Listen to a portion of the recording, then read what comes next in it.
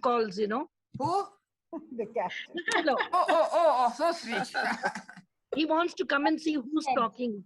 We have about 5 Oh, people joining us today. Wow, there's my God. Is that a Siamese cat? participation. No, he's a Persian. Persian. Ocean. Look at the Nice. eyes. Look at his eyes. Look at his My God. eyes. Oh, Because he's so frightening. So we're all here Look for at it. Let's get into the it. I'm going to put you all on mute. So not so soon. Not so soon. not so soon. We start at 5:30. I'm muting you all in 3, 2, 1. Okay. The countdown has begun. Yeah. All right. Can everyone hear me? Yes. All right. Okay, great. Awesome, guys. Sorry to have done that, but we really need to get started with today's session. So first of all, yes, my dear committed surfers, thank you all for joining today's session. It's a very, very important topic, given the pandemic we're all living in. For those who are joining us for the first time, welcome to our Silver Surfer Talks. You can see the joy and the energy amidst the members. That's enough to get me through any anxiety that I've ever gone through. But for those of you who want to know about Silver Surfers and aren't yet familiar with the concept, we're a community of like-minded people over the age of 55, a very, very, very vibrant community of people who come together to relearn, relive, and rediscover a life of purpose after the age of 55. How we go about doing that is through our various activities, our workshops, our community service. There's a lot that we do together. We're traveling the world together, of course, not now, but we're waiting for the borders to kind of open and COVID to just disappear before we take to the skies again. So that's a quick little bit about the Silver Surfers Club. I'm Dipti Varma, the founder of the Silver Surfers Club.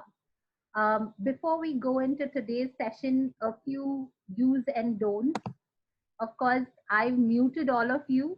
If you do choose to unmute yourself, please do keep yourself on mute unless you have a question. And even if you do, use the chat box at the bottom.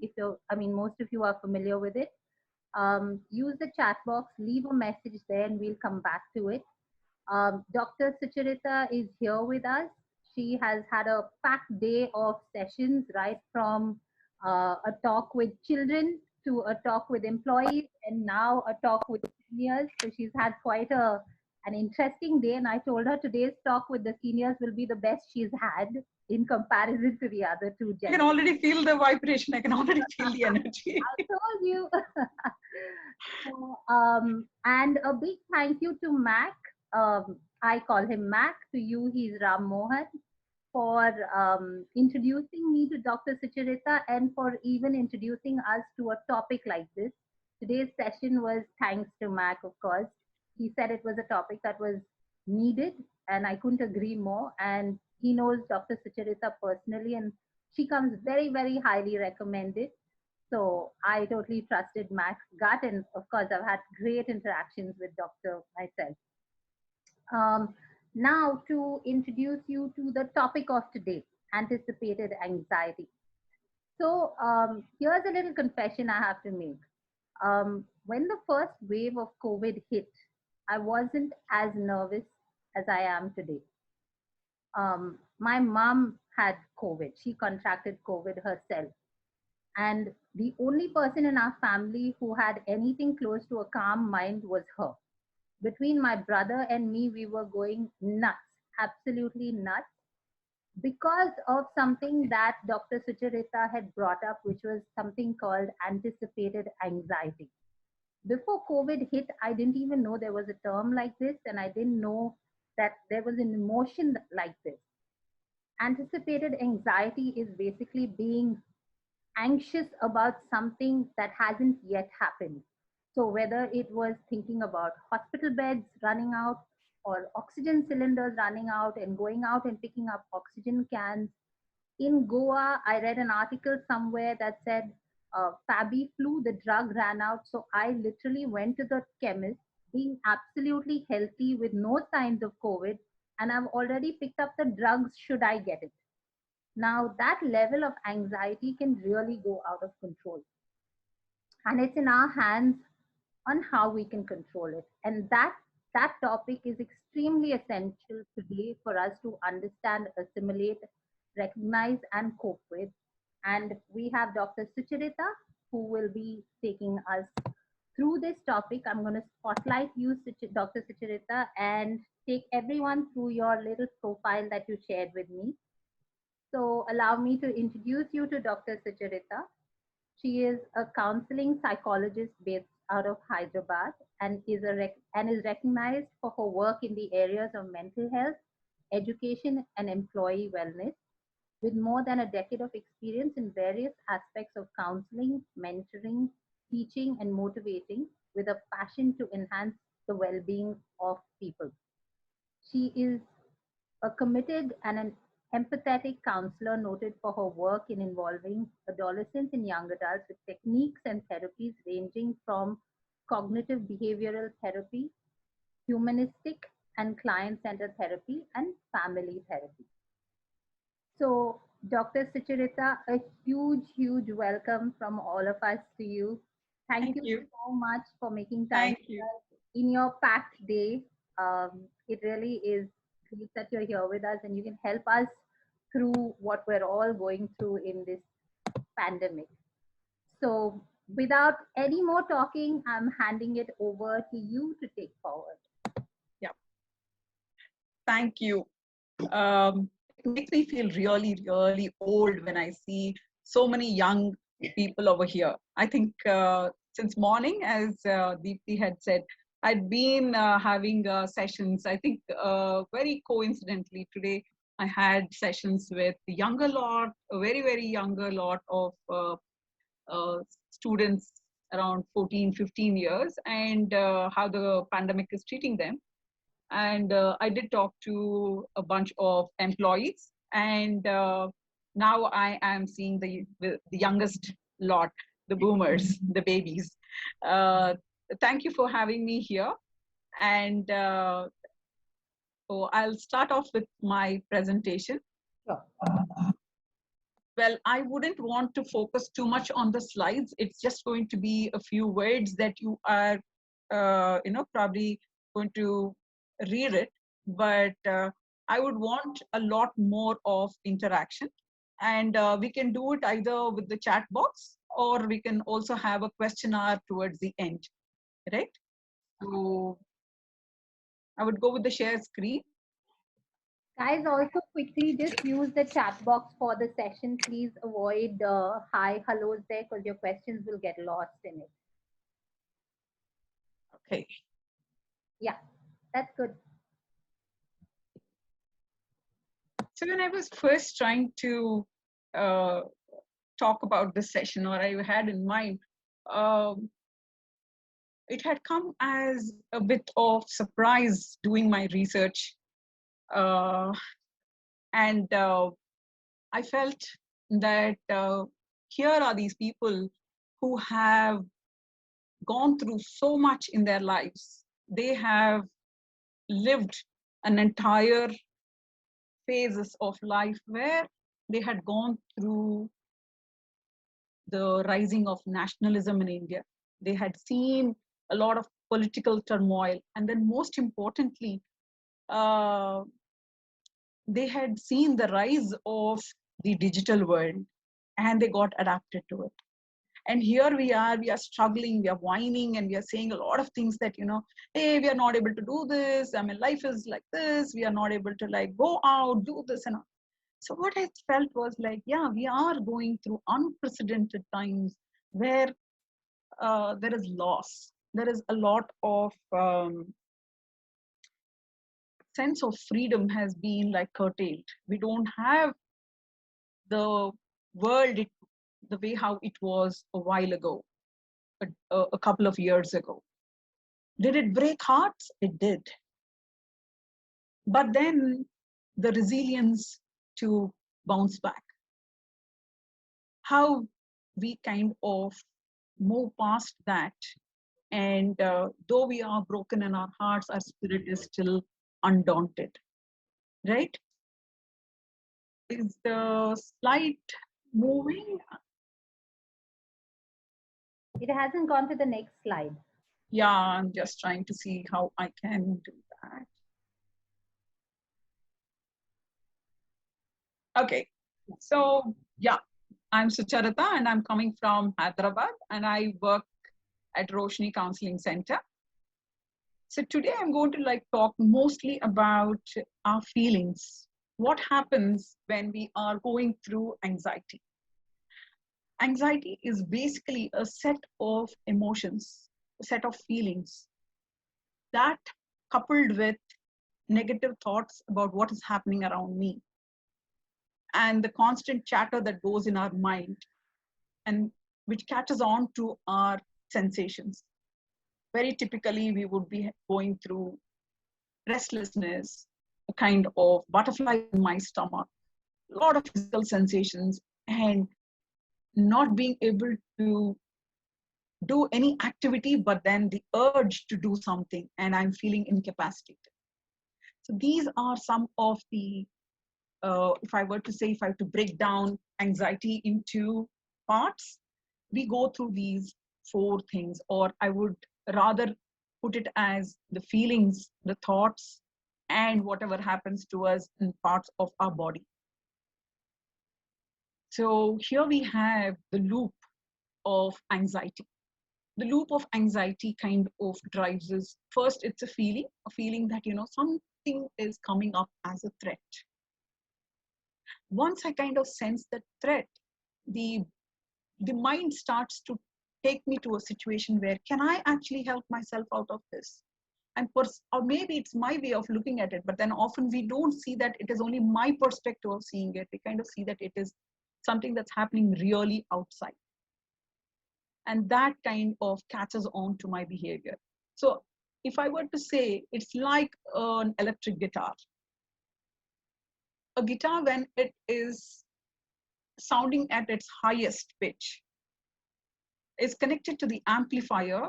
It kind of takes back some amount of the sound and it kind of makes me panic inside. So that is how the loop is created. Now, in a situation like pandemic, we all go through anxiety. I think that is something that we have seen. This is an unprecedented time when we say that. I think, for that matter, unprecedented is a word that has been used unprecedentedly for n number of times only now. Previously, the statistics show that, it was used maybe once in, the statistics show that, 100 times it was used. Now we are using it 100 into n times. So yes, we are going through a pandemic. And obviously, there is a sense of worry. Normative anxiety is the stress that we all feel because of the situation around us. It is good for us to identify how it is different from an anxiety disorder. Normative anxiety is a realistic fear. It's happening out there, and it is a threatening situation, and we are worried about it. And there are specific triggers, like in the pandemic situation, we have gone through it with lack of vaccines. We had gone through with, scarcity of the oxygen and the ventilator beds, a lot of medical assistance. All these things are a grim situation outside. So we would lose sleep over it because of the worry. But then, like any other emotion, all these emotions, we'll also go into a little bit of dissecting the emotions. So I'll be there in a short while. So this is basically a stressful situation, and we all go through the worry of it.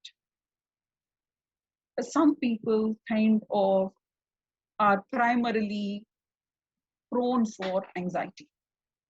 Even when there is no situation, they kind of have a palpitation, or they have a lot of thinking which kind of distresses them.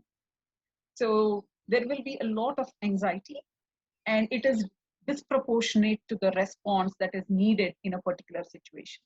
All said and done, we do take care of ourselves. We do still have a sense of control over the situation. But here, it kind of goes really uncontrollable and emotionally very distressing. kind of interferes with the patient's appetite, with their sleep, and most important areas like work or even wanting to get out of the bed, right? So this is anxiety disorder. I would say very few people would not react in this way when there is a pandemic. Most of us do go through normative anxiety, but few people go through anxiety disorder.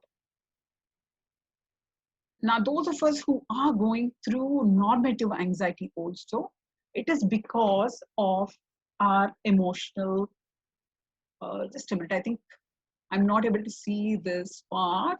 I'll have to like, this is hiding, okay.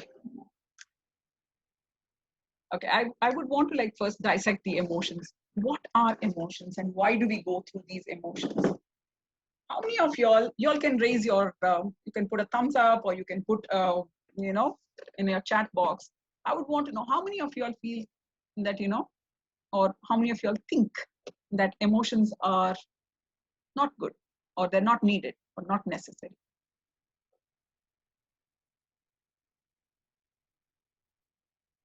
Can I see any in the chat box?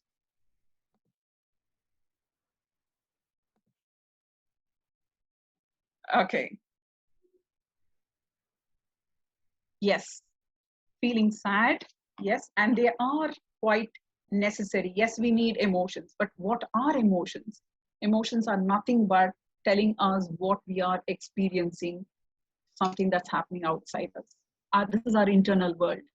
I would say this is like something that is ringing a bell.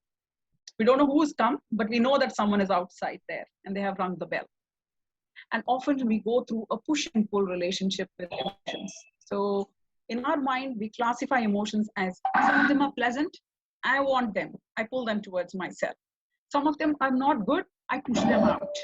So, but technically speaking, none of the emotions say that they are pleasant or unpleasant. It's just that we have to derive a purpose out of it. Each emotion has a purpose. Loss of a person is indicative that, you know, I have a sense of attachment with them, a very, very close attachment with them. But now life has to move on and I have to go through this pain. And it's for me to like wish the person who's no more to express a sense of gratitude as well as to see that I've shared good memories with them.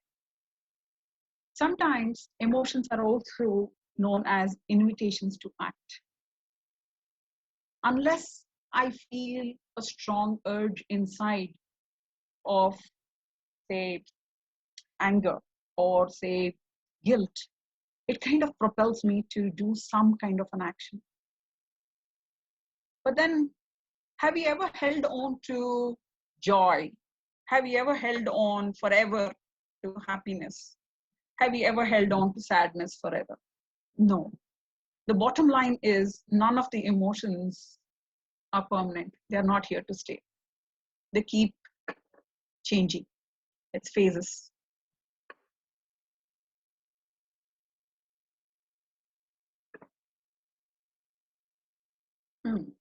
Okay. Now, I think more than the emotions are just an indicator and they're telling us this is what is happening outside. But I think it is mostly the thought process. What is going on in my head? That is probably imagining the worst possible scenarios. And here comes our anticipatory anxiety, where we are thinking about the worst possible things to happen, negative predictions about it. And based on certain incidents that we have gone through, I mean, human life is fraught with ups and downs, and we do go through adversities. But then we do not want them. We go back to the push and pull theory and we say that, you know, hey, I don't want this. I want to push this out of my system. But then in pushing it out of the system, we kind of also focus only on that, thinking that there might be a repeat of it. These are the different thought patterns and need not that we should have all of them. And sometimes we kind of overthink a situation. I mean, that's a good thing. Sometimes we think to predict, and that's to be on the safe side. And we overanalyze the situation so that we do not stay in that situation again. And some of these judgments also are about berating myself and saying that, I wish I had done better. Some of our worst possible thought processes can lead to me thinking about why am I not doing my best. Now, there is a difference between me being best and me wanting to have something perfect. None of us are perfect. I think we all agree with that. But then still, we do have high expectations and really want that to happen. And most of our thinking is in terms of this must happen. This should happen. This shouldn't have happened.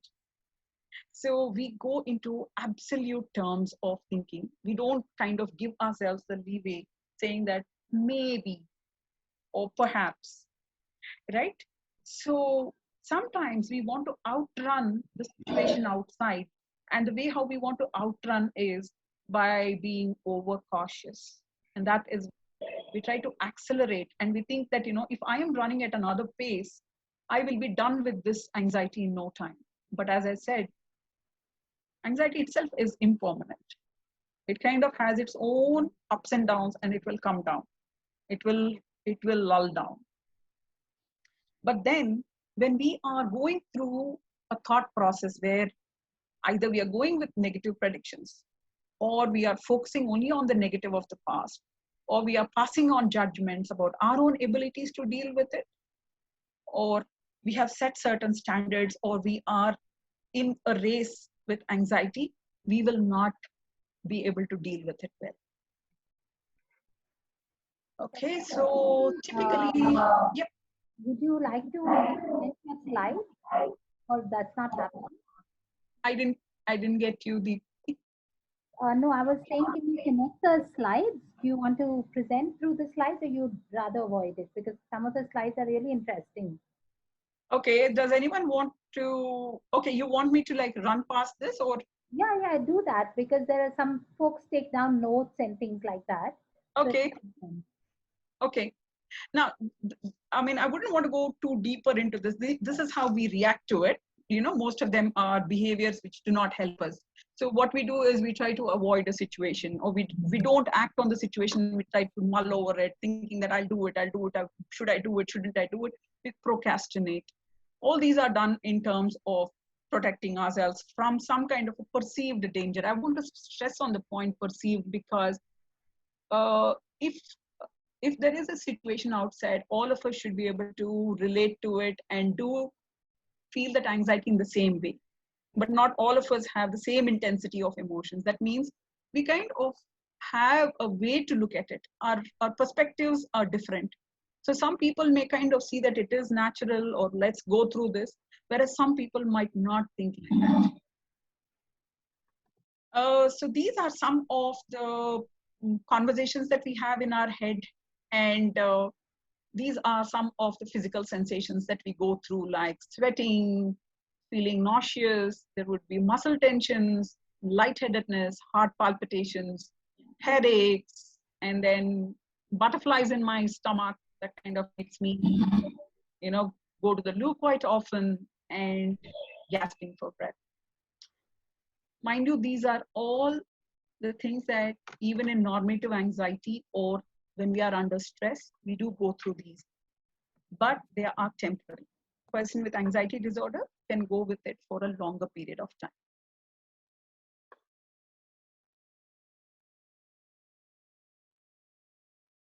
Okay.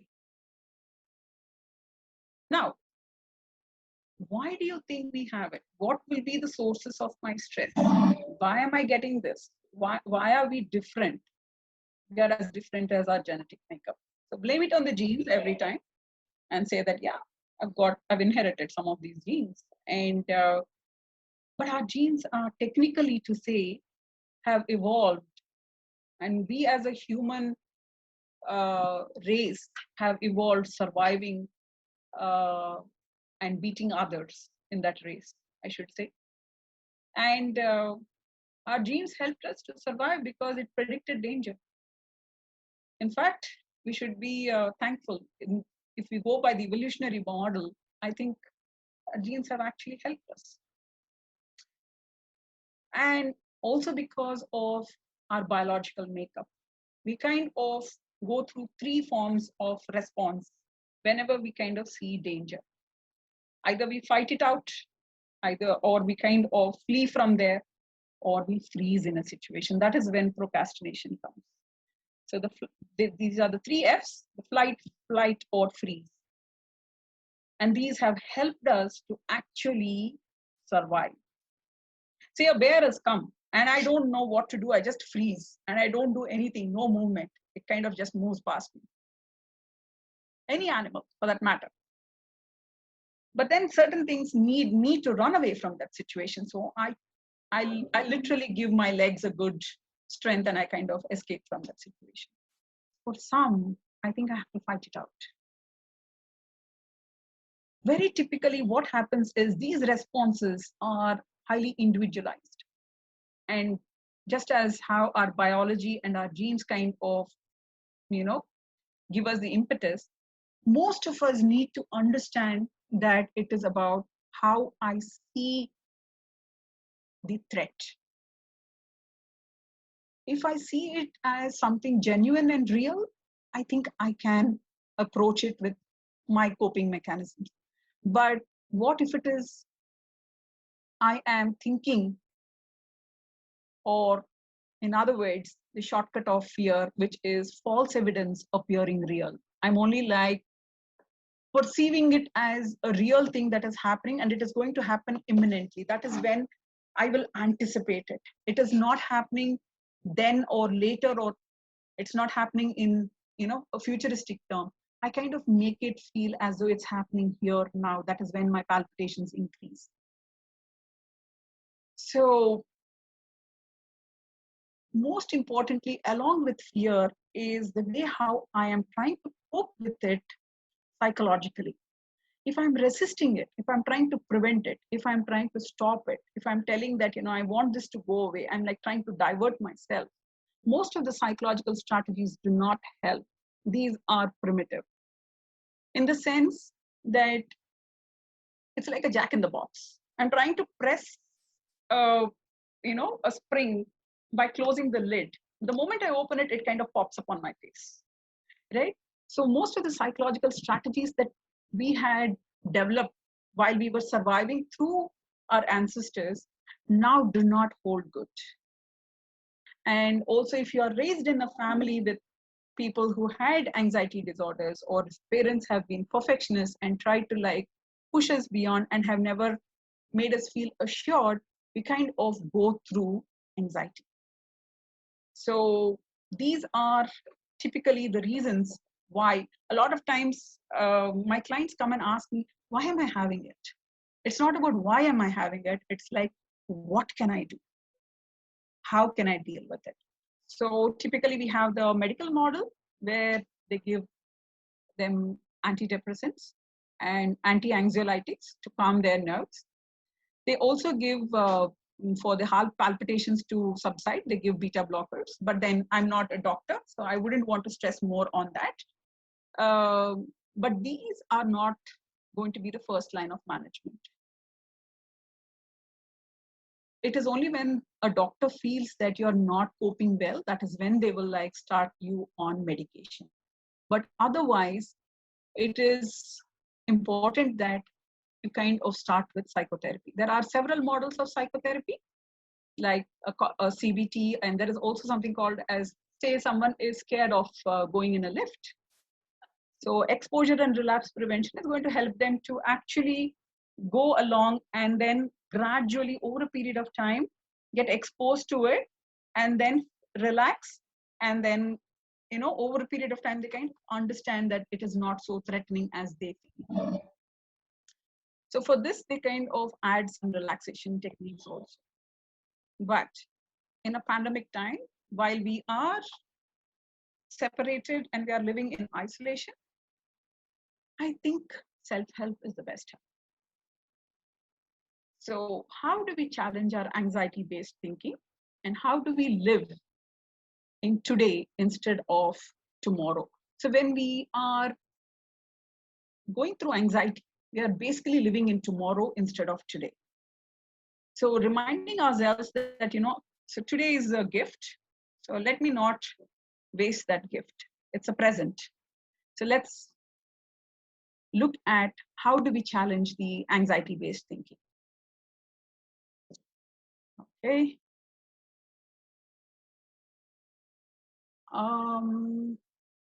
Okay. Okay. Right. I'm so sorry. I was just checking if the order was correct. Right.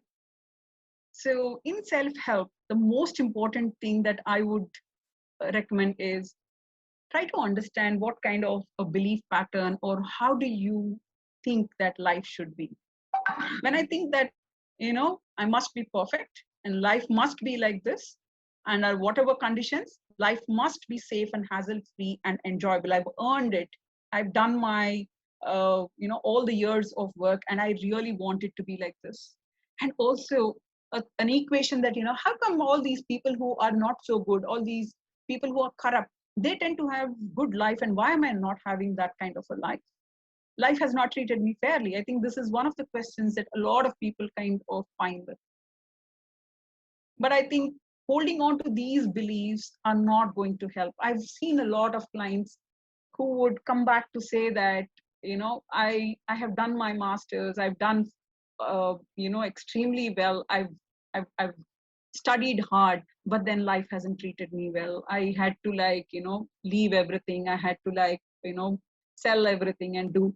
Why did life treat me like this? And often we kind of reach out to horoscopes and we kind of reach out to babas to help us out to know why has life treated us like this. But then if you are pausing for a minute, if you halt and if you kind of see, life treats us because there are certain conditions of life, which are the truths of life. These are the facts. That as human beings, we are not perfect. I think in any general sense, we kind of talk about it, that we are not perfect. And we have no control over what other people do. We can only control what we can do. And life does throw us into ups and downs. And it is difficult. And it is necessary because it helps us to learn a few things. It teaches us. We are blessed. We are fortunate if certain things are, if we have stood up to the test of time and we have actually made it comfortable for us. Now, instead of talking to ourselves as I should, or life should, or this is must, or I feel awful about it, I can't be doing it, life always happens like this to me. If you kind of change the language, if you rescript most of our chatter that goes inside, saying that, instead of a should, I would say, I prefer. Maybe I can. Is it possible? Like, why hasn't, if we kind of say the government must provide everything, we are paying taxes, right? I would want to say that, yeah, they are responsible for me. But I know this is inconvenient. The government is not able to do anything much. If you kind of challenge those demands, I think we'll have lesser load on ourselves. Not that we shouldn't fight for our rights, but when we kind of use a language that kind of makes us feel like victims, that makes us feel like I'm helpless, I think already the morale is lost. Okay, so how do we deal with this? Okay, I think I would just give me a minute. Okay, so far I've covered this part of it where we were providing certain insights into what is anxiety, what is an anxiety disorder. Okay, understood that anxiety is something that is impermanent and it also fades away. Nothing is a permanent thing. And most of the anticipated anxiety comes because of the way how we talk to ourselves, the way how we script our story inside. And we get into an anxiety loop which kind of increases or amplifies my thoughts and the sensations that I go through. If I know how to deal with the resistance, we all have fears. Sometimes I might fear a creepy crawly thing. I might actually, there are a lot of people who kind of have a lot of fears. If a fear is a situation based one, if people have a fear of boarding flights, it is a natural fear that we have. But the more we resist it, I think that is where the anxiety kind of kicks in. The treatment modalities are mostly giving medication, psychotherapy, and creating a self-help plan. Most importantly, it is for us to challenge our anxiety-based thinking. This is the best coping mechanism that I always advise my clients. And releasing anxiety with mindfulness. So today we'll be doing an activity on mindfulness. And I think Deepti must have informed you about keeping a raisin with you. Right? Yay, I see that in your plate. Great. Yeah. So for this activity, I would want you all to first open your eyes and feel and touch the raisin. How does it feel in your finger? Yeah. We can have a little bit of, we can unmute so that I would have a few responses. I wouldn't want to go on with this, so yeah. It feels dry and soft. It feels soft and dry. It feels wrinkly also. Wrinkled, yeah. Wrinkly Wrinkled. also, right? Yes. Right. Yeah. Gooey inside. Yes. Yes. Yeah. Yes. Jelly-like. Jelly-like, right. Sometimes we like it, sometimes we may not like it. Depends when you are touching it. Yes. Yes. Yeah. Not nothing totally very Now, I would want you to like Very malleable. very malleable. Very easy to, easy to deal with. Right. Okay. Yeah, I like that expression of yours. How does it feel when it is? I mean, do you hear anything, any sounds when you are like able to, touch the gooey liquid or like feel it? Have you? Yeah, you can keep it closer to your ears and just feel. Do you feel anything? No. No. No, no. Okay. Okay. It's a little hard. It's not absolutely soft. It's a little hard and soft. You can It press is it. hard. If it, yeah. You press it, it's a little, you cannot crush it. You can just press Do it. not crush it. Yeah. Okay. If you Do you pull out smell of the it? fridge, then yes. I'm sorry. I have. I said if you have pulled it out of your fridge, it will be hard and. It is hard. Yes. Yes. Yes. It hasn't warmed up. So yeah. Then, if you kind of put it closer to your nose and smell it. It has a smell. Very slight smell. A very Yes. faint smell, yeah. slight, very slight, very Yeah. slight. Okay. Now I want you to close your eyes. And I want you to like gradually put it in your mouth. I was waiting for that. Yes. This is going to go in slow motion. I'm sorry. As part of our dry fruits routine. Yeah. You can close your eyes and then put it in your mouth. Okay. Now, you must be thinking in your head, like, why am I doing this weird thing? Will this help me? Oh, but then let me not divert myself. Let me bring to my awareness, what is this object? How does it slowly becomes aware of my mouth watering?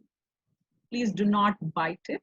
Place the raisin in your mouth, on your tongue. Close your eyes, and simply observe the sensations in your mouth. Let the raisin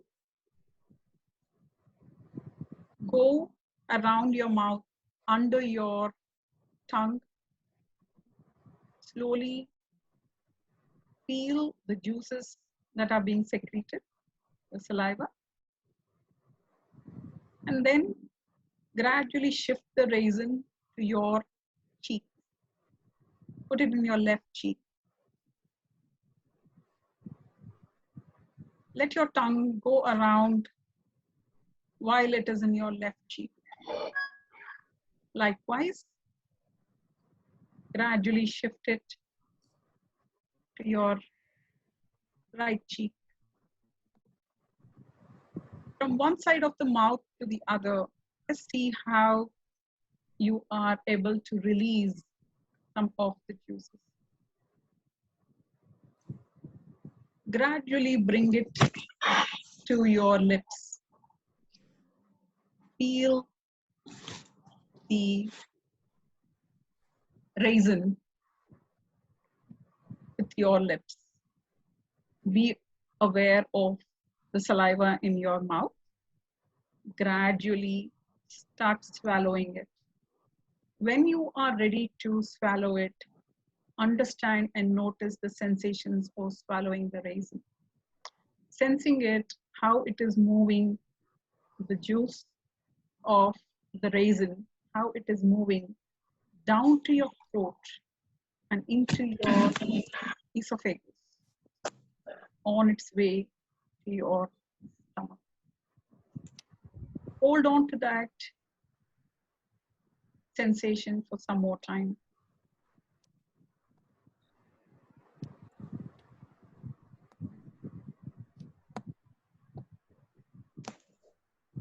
Okay, so did you find this challenging or did you find it easy? And what was Enjoyable. your Very enjoyable? enjoyable. Okay, okay. Really nice and pulpy. Nice and pulpy. Okay. The first time I went through this, I felt that was the sweetest raisin that I ever ate. Yes, very sweet. That's true. So aware to its sweetness. Yeah, that's the experience of eating. Instead of, unlike a lot of times we do eat with payasam and all that, we just gulp it. We don't even know, we just bite into it. So this is mindfulness. So when we become aware of what we are doing in the present, how many of you all were thinking about other things that were happening outside while you were going through this? No. So this is how we kind of adapt to mindfulness, and this is a better way for us to relax. Whenever there is anxiety, whenever we are going through any kind of palpitations, doing the mindfulness is a better way of dealing with things. Now, I just taught you one technique of mindfulness. There are several. I think we can share it if you kind of Google it, or if you kind of search on YouTube, you get a lot of videos on mindfulness. Now, Meditation helps a lot too. Meditation helps a lot too. So while the pandemic has battered us, has given us a lot, we need to figure out how to fix this and how to fix our broken selves. So in the Japanese system, there is a word called kintsugi. I think some of you all are aware of it.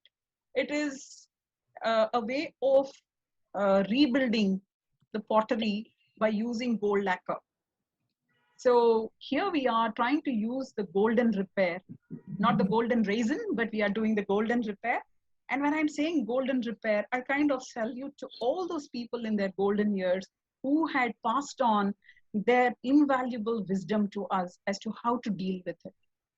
Now, when I was doing a bit of research to know, because my work, I had done quite a bit with adolescents, with young adults, with people in their midlife, going through their crises of empty nest and things like that.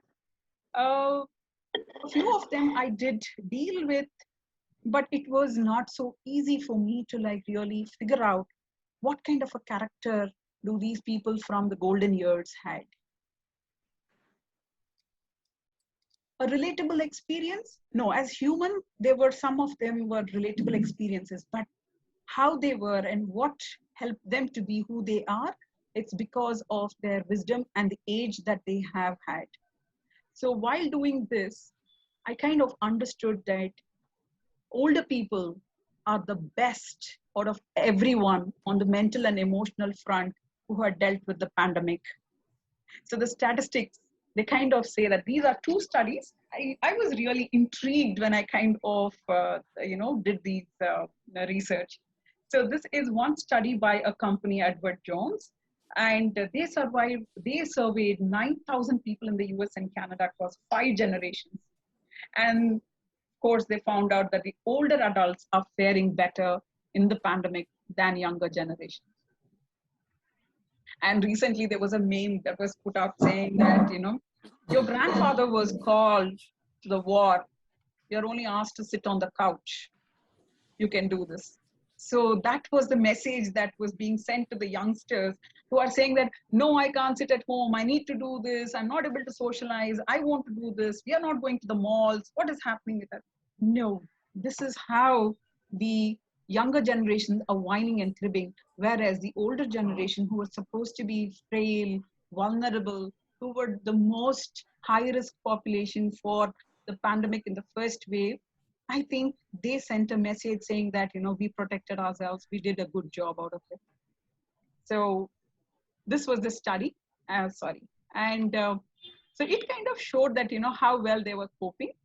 And the entire 20th century had seen about 6 generations. So the silent generation are the ones who were born during the world wars, the ones who were 75 and plus, the boomer generation, 56 to 74, and the latchkey generation or the Gen X. I think I would belong to this. So in the 40 to 55, 50% of us, 15% of us said that we are not doing well. So those born in the 90s and the 2000 and the 2010, the millennials and the Gen Z, they account for 50% of them who are not doing very well. Nearly 39% of them in the older generation said that they were doing very well and somewhat well, is how you kind of see. Only 5% of them said that they were not well. Where does this resilience come from? So I think this was something that I did for myself, if I were to say, just to know what builds the character of the people in different generations. So this was, I felt that it was pertinent and it was something that you all can also relate. I would want a few more answers from you all. So if I would go from the current generation, right? The current generation, those born around 2019 and so are called as the Gen COVID. So they are the Gen C. I think the terminology did sound funny, but yeah, these are the ones who had experienced the pandemic and have become risk averse. Their parents also would bring them in that way. Now, some of the events that shaped the generations were, if I were to go with the silent generation, those born in the years 1925 and 1946, these are rough ages, plus or minus of 5. I wouldn't adhere to a very rigid timeline over here, but these were the ones, while in the West, they had battled the Great Depression and the World Wars. In India, we did have that struggle for freedom and a sense of patriotism and nationalism that had come. So what shaped their character, these, and how did they adapt? They kind of took, and there was a lot of pride in being nationalists. Then came a competitive world and a lot of political skepticism with each nation and with each country trying to, build up their own models, and then the Cold War and other things. So they had a lot of competitiveness, and they did not believe anymore in a political system, but they were adherent to it. Those born around 65 to 79 had understood the power of education, and they also eyed the growing economic future, and that's when most of them had gone to the greener pastures around the world. Those born around the 80 to 95, most of y'all would have children around this age. They saw the potential for the IT talent, and then there was a huge growth in middle class. So these shaped the way how we would want to fight the pandemic also. People who have already struggled for freedom, struggled for life, their tenacity and their resilience was high. Who went through upheavals of both political as well as social, and those who had seen end of dynasties. There were political dynasties that ended, be it in Pakistan with the Bhutto generation or with the Nehru-Gandhi generation in our own country, kind of saw how there was an end of these dynasties and the growth of middle class.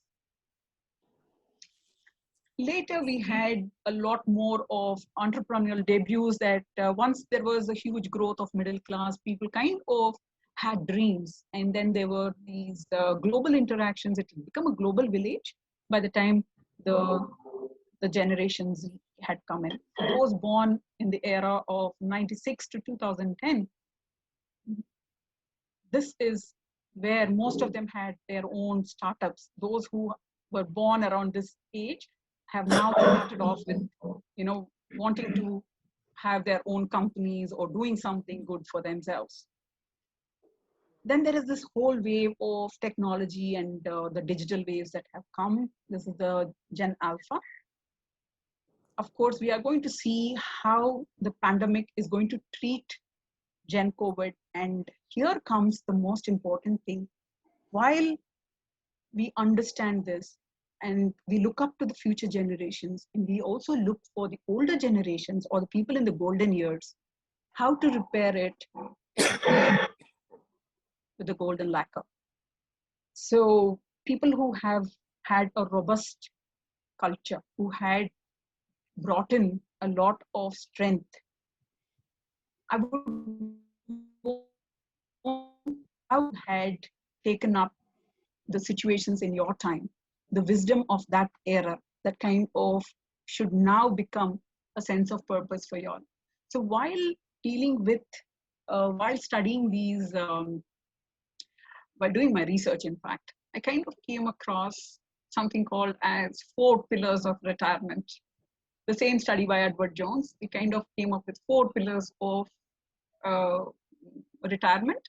And they saw that health, finance, relationships, and some meaning to life, that kind of help people to live better lives. So those of you who had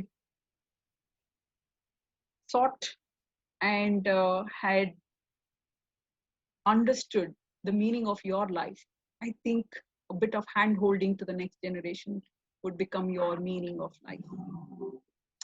Right? So I go back to my presentation, and I would want you all to know that whenever we have anticipated anxiety also, what would be the right situation? When do I think I have to seek help? When my emotions are all over the place and the same pattern is repeating for more than 2-3 weeks and I'm not able to get out of it, and my emotions or my physical sensations are too intense than what the situation warrants, and somewhere I am passing on too many negative judgments about myself, I think you might need to take help from either the medical person or from a psychologist. So this is where I would want to close my session, but I think not just that. I also had something to show you all. How much time do we have, Deepthi? Well, it's 6:30, so I think we need to go into any question and answers. Okay, I think I would first take the questions. So I have the first question for you, Dr. Sucharita. Now, Yeah. You spoke about this loop of anxiety. Yes. Where, you suddenly have a thought and then you start resisting that thought and then you, in a way, start feeding that thought and then it just gets worse in your head. And I faced that many a time. I belong to the most prone generation, just by the way. So I'm more at risk than you guys are. But when that thought escalates in your mind, as I'm sure it does for many of us, how do you break the loop? What do you do to break that loop before it goes out of Okay. Right. So in the loop, there are three aspects. One is the feelings. One is the thought process and the negative judgments that I'm making to myself, the chatter in my head. Yeah. And the other one is the physical sensations. So being mindful will behave. And the urge to behave. Yeah, the urge to behave also. Yeah. So the physical sensations and the urges to behave. So I think mindfulness will help to calm down these urges. And the way how you challenge your thought processes, that will help you with the negative judgments that you're passing. And importantly, what you do with your feelings. Again, calming yourselves or doing any kind of relaxation would also help you to settle. Despite all that, telling yourself that these are feelings and it's a phase and it will pass. These feelings are not permanent. They just came to warn me, or they came to protect me about some kind of a danger, and I need to just keep that. I need not respond to it. So that way, I think you can deal with the loop. Unfortunately, it's not as easy as I'm telling, because I'm dissecting it. We are, as psychologists, are dissecting it for you and saying that here are feelings, they're not watertight. They're not three different things. They all happen at the same time. So that's the reason why I would say this is for our understanding, first of all, that, okay, this is not dangerous. It's only come to me to prevent or to kind of warn me of some danger. But most importantly, what I need to do is I need to respond in a particular way. And the reason I need to respond in a particular way is because these are not going to be permanent and are not going to be there forever. So my response need not be something drastic. I need not postpone anything. And most importantly, I think the mindfulness, that kind of roots me, or we kind of call that as a grounding technique. In psychological language, we call that as grounding, where you kind of go through what you are living. So our senses are our ways to get a direct contact with our reality. So the way how I smell, taste, touch, all these things, right? So the Raisin experiment was mainly for me to understand how I saw it, how I felt it, when I kind of touched it, and the smell of it, did I hear anything? And the taste of it. These are going to help me to be grounded. So these grounding techniques will help to break that loop. Because my feelings will kind of get diverted. My thought process also would get into something else. And most importantly, I would calm down all the urges to behave. I think I'll just look at the chat box also. There aren't any questions there. Guys, do you all have any questions? When do you feel anxiety the most?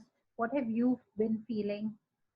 We'd love to hear from you before we close the session. So if you would share your thoughts. Dr. Sucharita, Sita here. Yeah. And before you started this topic, just before you started this topic, I had written down the first paragraph.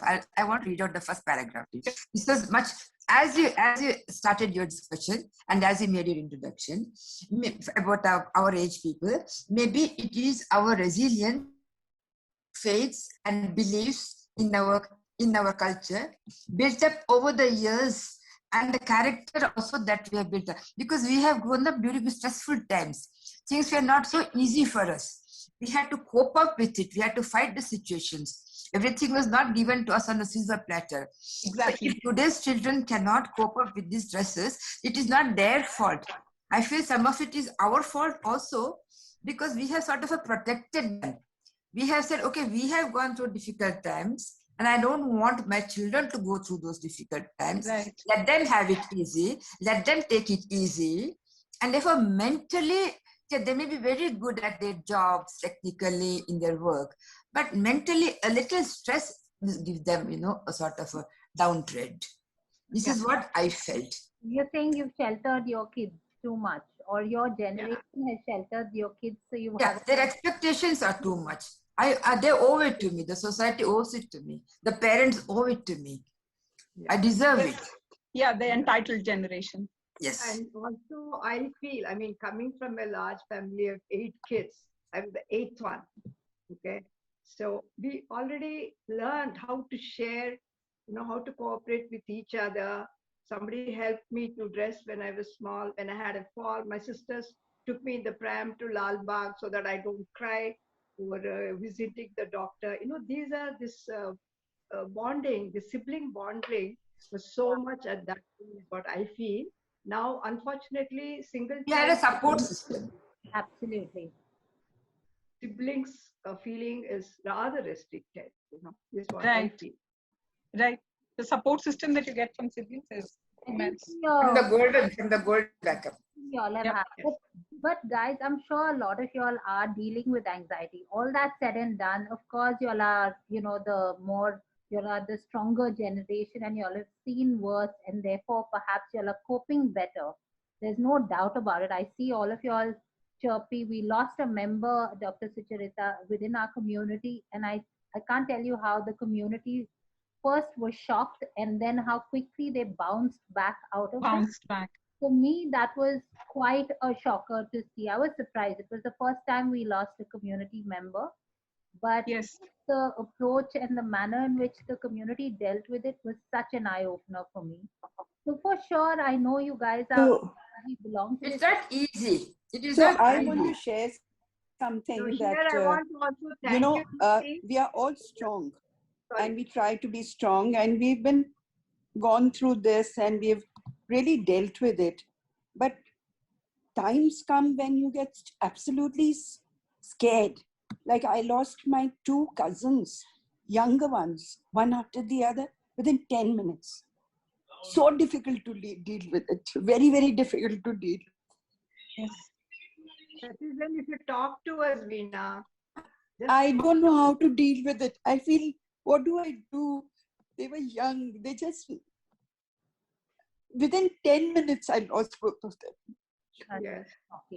It was, I'm trying to deal with it. I'm trying my best. But I just break down. I don't know.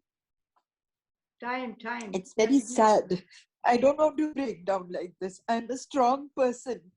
But this whole thing has made me so fragile. I'm not like this, but I've become like this. I think again, I would go back to the statements that I already said about must. I shouldn't be like this. No, you're going through a process. And I think it's okay to break down. Yes. It's okay to express. Allow yourself, Yeah. Exactly. It is That is why I think we had this old system that when somebody passed away, the young or old, we made that condolence visit. Why? Because we wanted them to cry their heart out, talk to us, go through it again so that, they mull over it and they get it out of the system. Unfortunately, the COVID is not allowing us to visit our own brothers, sisters, our own cousins, our own uncles, aunts. That is very frustrating. We can understand that. And that is so true. It's, you feel you need to go and hold them, hug them, talk to them. You can't do anything on the phone. How much can you talk? There are so many things you don't know. You just keep on wondering. I mean, I'm so sorry. I'm really sorry, but it's no, Veena. I think you have every right to talk it out like that. Those are your natural emotions. You need to come out with it. That's what This I is feel too. I think we all share in some way the grief. All of us have been losing out very near and dear ones. It's not a single person who's getting affected over here. So we are in a state of collective grief. And it is important that we talk it out. There is, I mean, so when my older relatives died, I just thought they are older, so it is okay. Like I'm 79. If I go, it's okay. But when you hear about these younger people who are so passionate, they're working so hard, they're so good they're living their lives so beautifully, just suddenly in 5 days, one went after the other. I mean, I'm taking too much time. I'm sorry, but I'm really finding it so difficult to deal with. So difficult. Amma wants to say something. Recommend that someone deals with no closure, and such immense loss at a time that is already so stressful. Are there any exercises that one can do, channel one's mind? Because the only thing that will perhaps help is channeling your mind. That's the only way I see it, but we'd like to hear from you. But Veena, you're a great Buddhist follower. You do so much of meditation, so much of prayer. Give yourself time. It's okay. Dipti Rema wants to say something. Yeah. Guys, you can unmute yourselves. All of y'all are unmuted. If y'all would like to share, you unmute yourselves. I think Rama. I'm not okay. Now I got unmuted. Okay. Yes. Hi. One of the things that I think is very important, which contributes to resilience at our age, is a sense of gratitude. Every morning I get up with a great feeling, grateful for the number of good things that have happened to me or to my family or whatever. And that gives me a great sense of strength and well-being and positivity. I think gratitude is something that we should not... That's very important, actually. Very, very important. Living in the present and having a sense of gratitude. Yeah. Very important. Waking up with gratitude. Saying a prayer of gratitude. Absolutely. That kind of really helps. Yeah. That really helps. Gratitude really helps, no doubt. I am Vandita here. I lost my brother 10 days back. Oh, sorry. So that's what I'm coping with, the gratitude and all that. Yeah, well said, Rema. So I love it. So that's keeping me going as well. Thanks to all.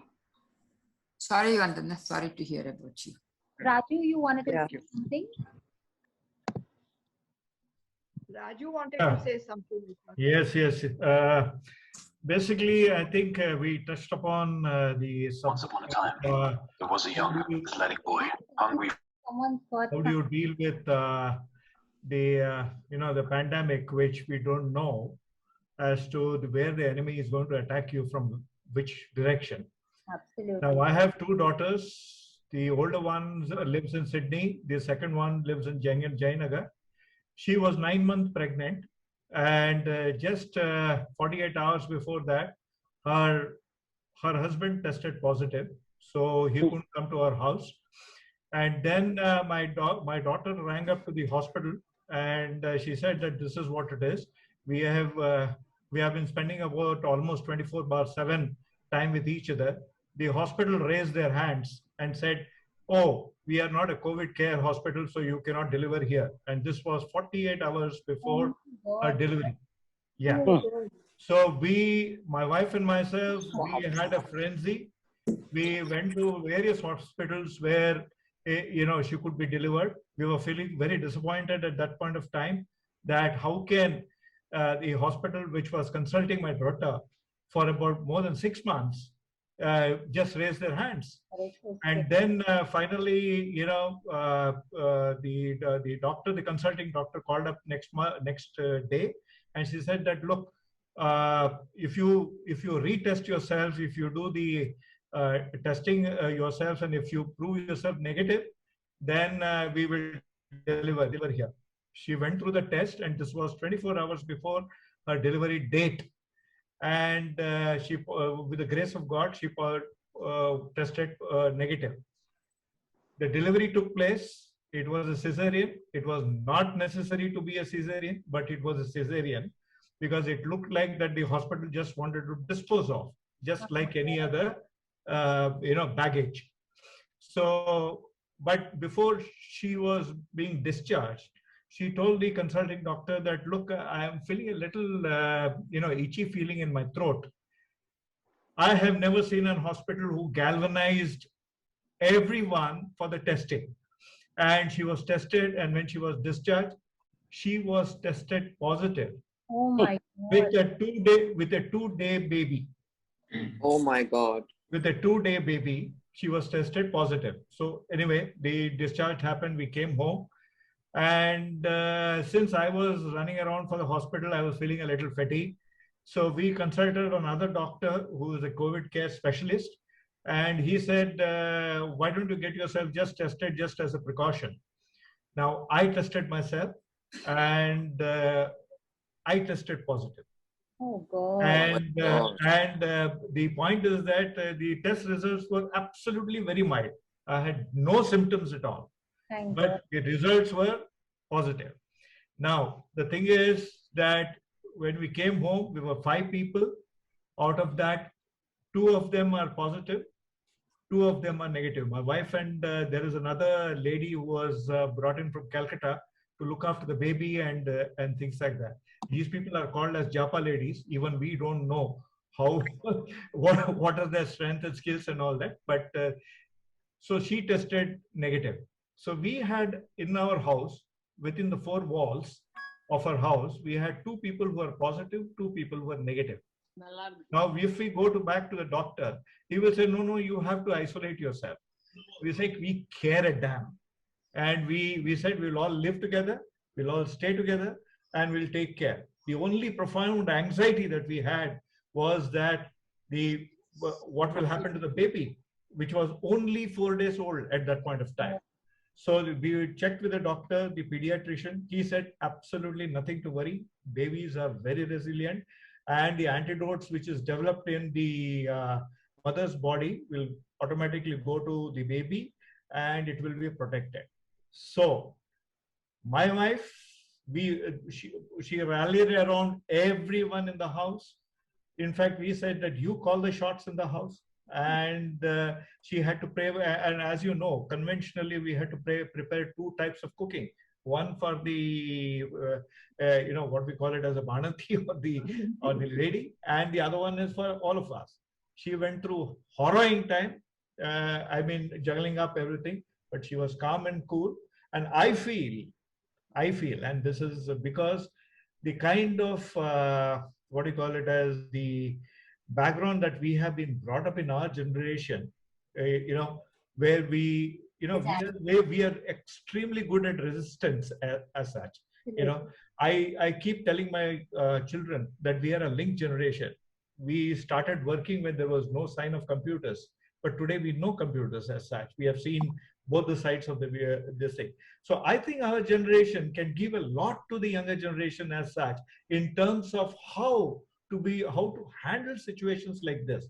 Anxiety will be there for every human being, but how do you handle a situation is something which is very, very important. I thought I'll share with you. Sorry, I have taken a lot of your time. That's absolutely. Thank you very much. Very beautifully shared, Raju. I think our next session should be for youngsters, where we have you guys speak and teach them how to handle anxiety.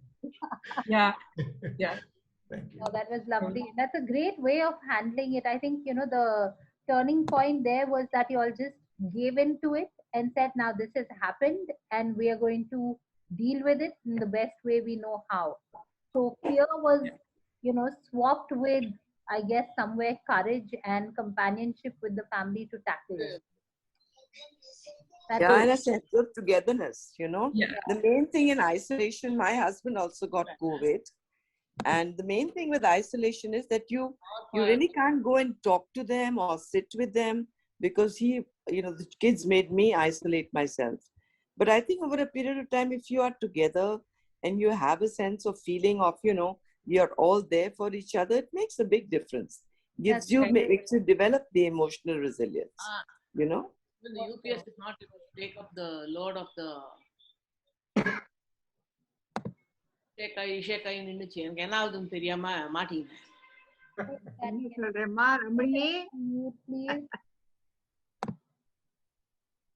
Okay. Yeah, the gratitude and the positive affirmation every morning has helped me really always. An attitude of gratitude is what I learned when I did my Reiki 22 years ago. And every day morning, I still continue to do it. I think it has really taken me through a lot of my life's ups and downs, lots. And that attitude of gratitude is really, and the positive affirmation every day has really seen me through. Thank you. So, Dr. Sucharita, you want to show us something? Unmute. Dr. Sucharita, can you hear me? Unmute her. She's not. Need to unmute myself.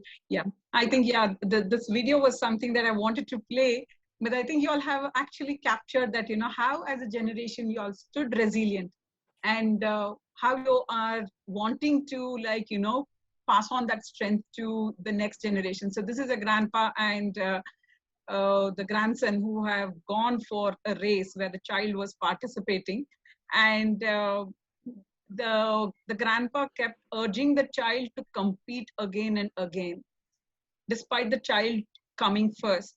So I won't go through the entire video. I'll cut short that. So the reason why he didn't want him My to success, he asked the wise old man. Race again, replied the wise man. So he was not clapping for the success. Finish together, all three of you. So what he had done was, he said that, Standing at the starting line. He The sent. little boy was ecstatic.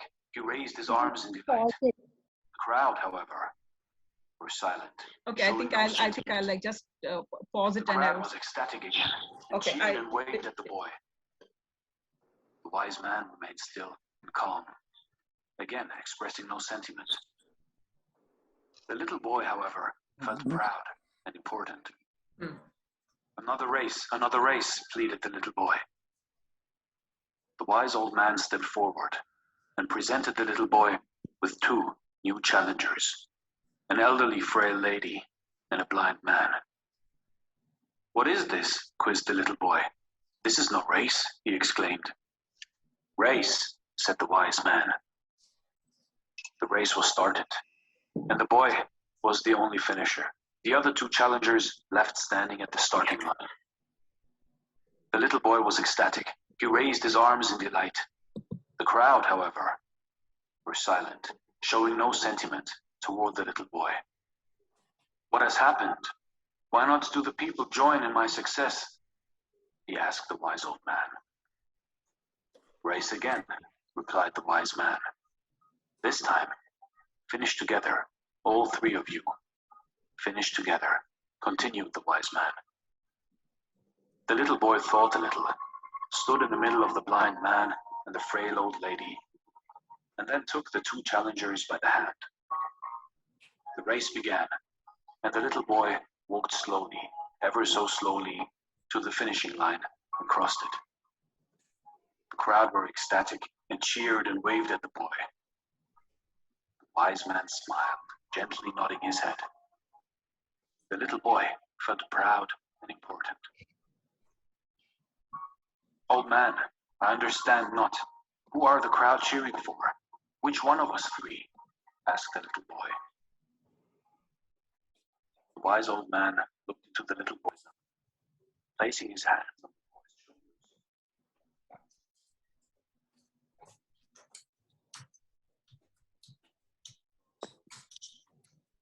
You have ever ran before.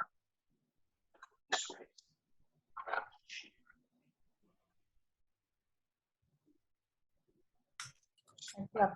In your life, what are you running for?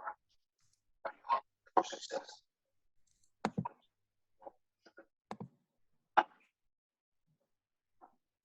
Who are you running against? And if you always win against everyone,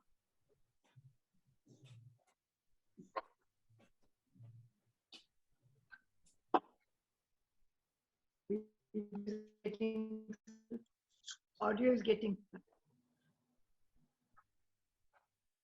across the line, did you all finish together? Because because that is the best race you can ever run. So run this race called life. But don't forget how you run this race. Awesome story. Really awesome. Lovely, lovely, lovely. Lovely. Yeah, very apt. It's not about being selfish and winning yourself. It's about making everybody win with you. That's the energy involved. But I think you all had the wisdom to already inform me that, this younger generation is an entitled lot and they need to be like given certain lessons. I think there's a lot that we need to learn from you. Wonderful, wonderful, absolutely wonderful. Great, Dr. Sucharita. Thank you so much. I think with that, we come to the end of this session. I'm so glad everyone was comfortable enough to share. I think that's important. That's a part of healing in itself, just sharing and speaking your mind. So I'm glad you all felt comfortable enough in this session to speak about things that are troubling you. And I hope this session in some little way helps you. And of course, very much. if you need any help, Very much. any assistance or someone to talk to, of course, you have all of us to reach out to. So always feel welcome to do that. But we must really thank Dr. Sucharita. She was